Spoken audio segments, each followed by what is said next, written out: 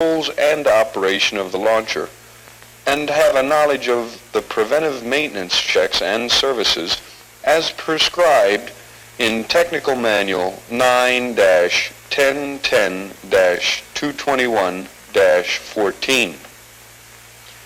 In order for you to understand the probable causes of malfunctions so you can apply the proper corrective action, we will explain and demonstrate how the launcher functions.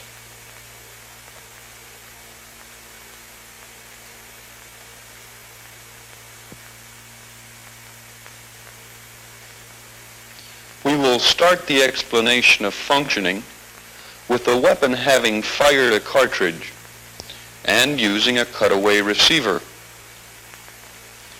Depressing the barrel latch unlatches the barrel by moving the latch out of this recess in front of the barrel extension. The latch has a compression spring which causes it to move into the recess. Forward movement of the barrel causes cocking, extraction, and ejection. Cocking and extraction occur in part at the same time. We will explain each of these actions separately. Cocking. Cocking begins as the barrel begins its forward movement on the receiver.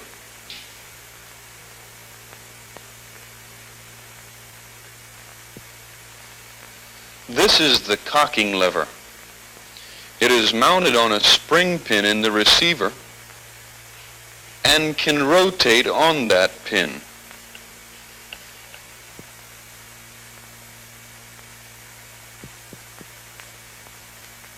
The upper end of the cocking lever is positioned in the elongated slot of the barrel extension, like this.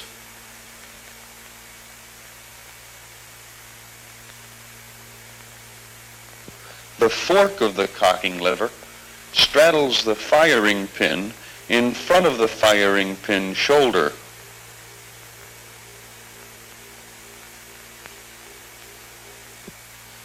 When the barrel and barrel extension are moved forward, the top of the cocking lever is moved forward, causing the cocking lever to pivot on its mounting pin. The fork of the cocking lever is then moved rearward, thus moving the firing pin rearward. The firing pin spring is then compressed because it's positioned between the firing pin and the trigger.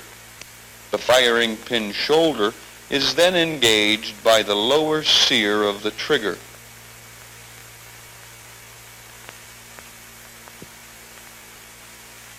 If the trigger is held squeezed, the upper sear will engage the top shoulder of the firing pin.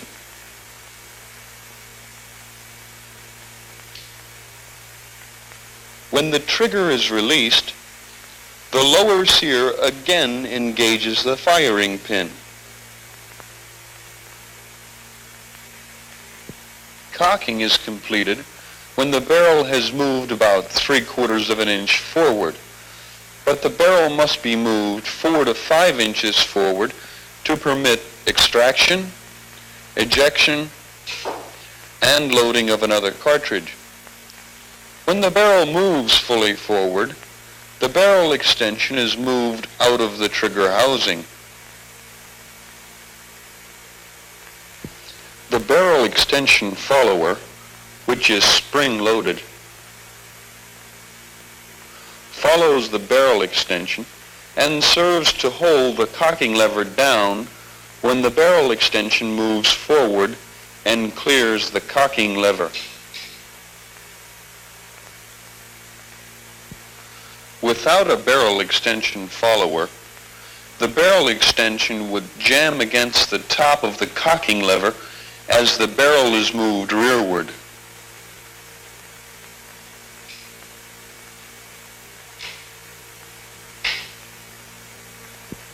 By holding the cocking lever down with the follower when the barrel extension is moved into the receiver, the cocking lever will again enter into the elongated slot of the barrel extension.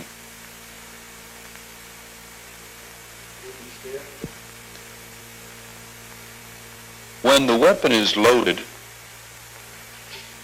and the barrel is closed on the breech, the spring-loaded extractor snaps over the rim of the cartridge to hold the cartridge case to the breech.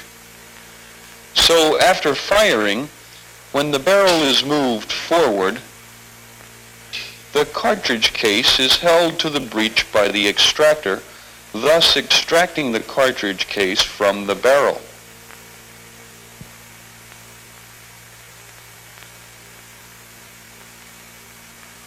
The ejector is a spring-loaded type plunger. A compression-type spring causes the ejector to protrude through the breech face of the receiver prior to loading. When a cartridge is loaded and the barrel is closed, the base of the cartridge pushes the ejector rearward, compressing the ejector spring. During extraction, as the barrel is moved forward and is clear of the cartridge case, the ejector pushes the top of the cartridge base forward. The cartridge case pivots about the extractor and falls from the receiver. The cartridge is manually loaded into the barrel only after the barrel is moved fully forward and extraction and ejection are completed. After the barrel has been loaded, it is moved rearward briskly to overcome the extractor spring and ejector spring tension and cause the extractor to snap over the rim of the cartridge.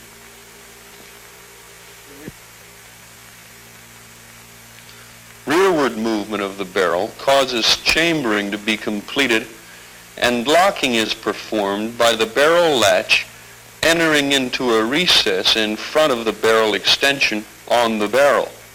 Thus, chambering and locking are the functions performed by the rearward movement of the barrel. The safety is moved to the safe position after loading unless immediate firing is intended. The safety functions to block downward movement of the nose of the trigger sear.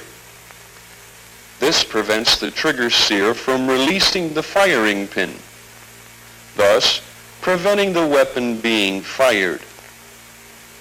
Firing is initiated by squeezing the trigger. An upward pull on the trigger causes it to rotate slightly on the trigger mounting pin in the receiver. As the trigger rotates on the mounting pin, the firing spring is further compressed. This will add force to the firing spring, which was partially compressed during cocking. The trigger sear on the front of the trigger moves downward while the rear of the trigger is pulled upward.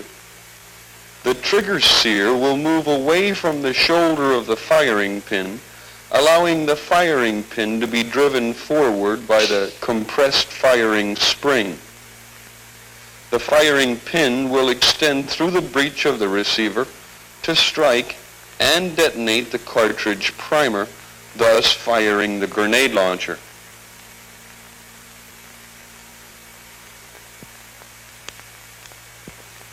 We have seen how the launcher functions in detail, and you have learned that forward movement of the barrel causes cocking, extraction, and ejection. Loading is performed manually. Rearward movement of the barrel chambers the round, and the barrel latch serves to lock the barrel to the receiver. The safety functions to block trigger movement and prevent the weapon from firing. The grenade launcher is easy to operate and maintain because it has few moving parts. An understanding of how